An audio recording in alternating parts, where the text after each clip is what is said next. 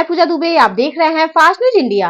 अगली खबर यूपी के प्रयागराज से, जहां लोकसभा चुनाव से पहले पुलिस उपायुक्त श्रद्धा नरेंद्र पांडे के कुशल नेतृत्व में अवैध असलाहा फैक्ट्री का हुआ भंडाफोड़। खबर के बारे में विस्तार जानेंगे, उससे पहले लेंगे एक छोटा सा ब्रेक के बाद जल्द हाजिर होंगे।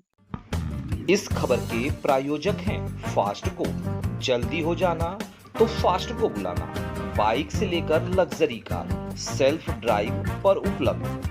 ग्रुप ट्रेवल के लिए लग्जरी बस भी उपलब्ध। सबसे सस्ता एक बार सेवा का मौका अवश्य दें।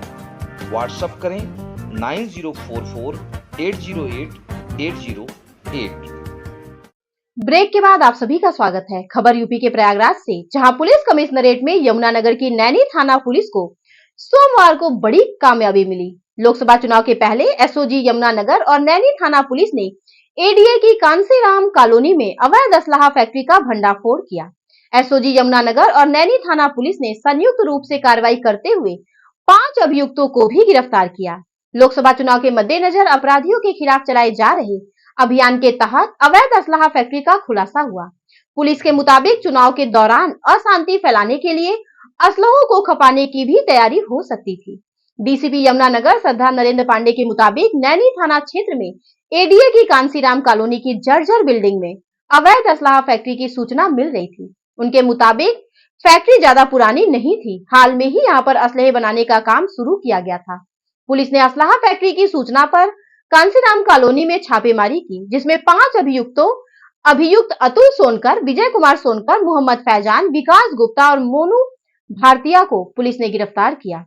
गिरफ्तार अभियुक्तों की उम्र 20 वर्ष से 30 वर्ष के बीच है। गिरफ्तार अभियुक्तों के कब्जे से एक 32 बोर की रिवॉल्वर, 2 32 बोर पिस्टल, 315 बोर का 5 अवैध तमंचा, जिसमें 3 निर्मित और 2 अर्धनिर्मित तमंचा शामिल है, 12 बोर अर्धनिर्मित तमंचा, एक 7 लोहे की नली, 6 अवैध कारतूस और असलाहा बनाने का उपकरण भी बरामद किया गया। अवैध असलाहा फैक्ट्री के भंडाफोड़ और बरामदगी के मामले में पुलिस ने नैनी थाने में आर्म्स एक्ट समेत सुसंगत धाराओं में मुकदमा दर्ज किया है। देखें यूपी सेंट्रल से state bureau chief Manoj Singh की रिपोर्ट। बेरोजगारी का तो ये हाल है कि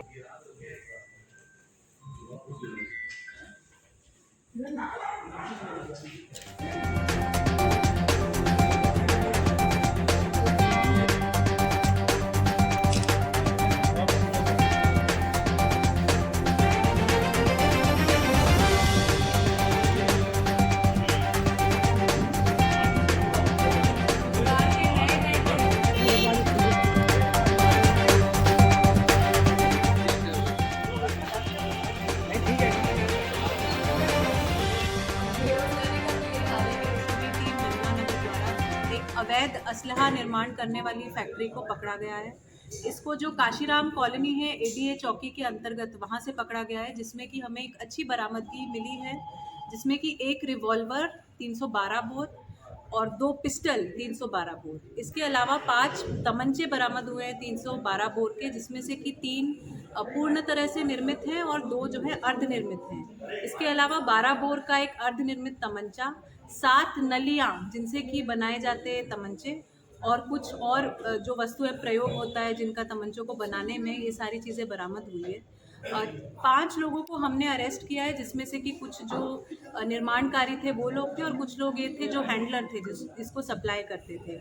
इनके द्वारा ये ऐसा ग्रुप है जो कि पहले सप्लाई में ही इन्वॉल्व था और करीब 15-20 दिन पहले यहाँ नैनी क्षेत्र में आकर के इन्होंने अपना निर्माण भी शुरू कर दिया।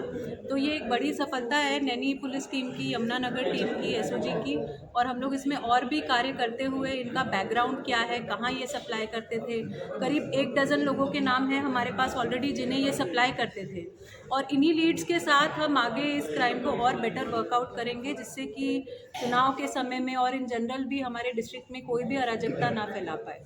के लोकल लोग हैं तो उनको क्योंकि इंपोर्ट करके अलग अलग जगह से ला के बेचना महंगा पड़ता था, तो इन्होंने सोचा कि यहीं पे क्यों ना हम इसका निर्माण कार्य शुरू। तो क्या ये केवल यूपी में कि यूपी के बाहर भी इनकी सप्लाई थी प्राइमा फेसी, और ऐसा लगता है कि ये लोग केवल निर्माण ही नहीं, कई बार बाहर से लाकर भी कुछ इन्होंने यहाँ पे वेपन्स बेचे हैं। इन सब चीज़ों का खुलासा और होगा आगे, जैसे हम लोग की इन्वेस्टिगेशन आगे बढ़ेगी तो आप लोगों को भी अवगत करेंगे। और इससे पहले किसी तरह के पहले आपराधिक इतिहास रहा है, लेकिन वो अन्य धाराओं में, जैसे मारपीट की धाराओं में रहा है। ये जो आयुध अधिनियम है, जो शस्त्र अधिनियम है, इसमें इनका पहले इतिहास हमें अभी तक नहीं मिला है। बाकी हम दूसरे डिस्ट्रिक्ट्स और अन्य स्टेट्स में भी चेक करेंगे, कहीं इनका कोई आपराधिक इतिहास ना हो। किसी पार्टी से संबंध? लायर्स थे ये, ऐसे ही लोग थे समाज के जो इस तरह के कार्य करते थे, और इनको हमने पकड़ा है। ये जो पिछली गैंग थी उससे कुछ कनेक्शन है क्या? पिछली गैंग से कोई कनेक्शन नहीं लग रहा, उसमें मानसिक नहीं है, लेकिन शायद इनका नेटवर्क सेम हो, जैसे कि हमारा ड्रग्स वाले में हुआ। मैंने असलाह तैयार करके कहाँ देने की प्लानिंग की थी, कितना इन्होंने अभी तक बनाया है, कहाँ सप्लाई किए हैं? अभी तो ये इस सब पे भी हम लोग वर्कआउट कर रहे हैं, लेकिन जितना पता चला था, एक दो बायर्स के बारे में भी कुछ सूचना है, उस पर हम लोग वर्क कर रहे हैं। एक दो बायर जो इधर जनपद के और नेबरिंग जनपदों के भी हैं, इंक्लूडिंग एमपी के। अभी ये रफ सूचना है, इसको थोड़ा और वर्कआउट करना पड़ेगा। मैंने दूसरे प्रदेशों में भी सप्लाई करते थे। हाँ, ये फैक्ट्री मुझे लगता है ज़्यादा दिन नहीं हुआ होगा, इंस्पेक्टर जल्दी से ज़्यादा दिन नहीं हुआ होगा, क्योंकि अभी तो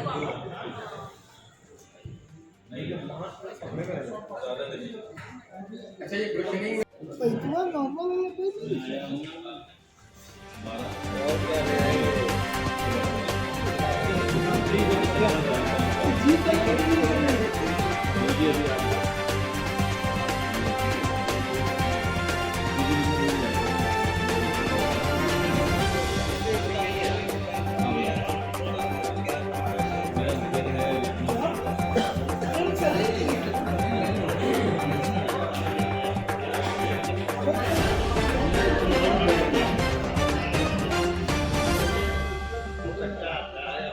सप्लाई तो कहीं भी कर सकते हो, चुनाव में भी यूज कर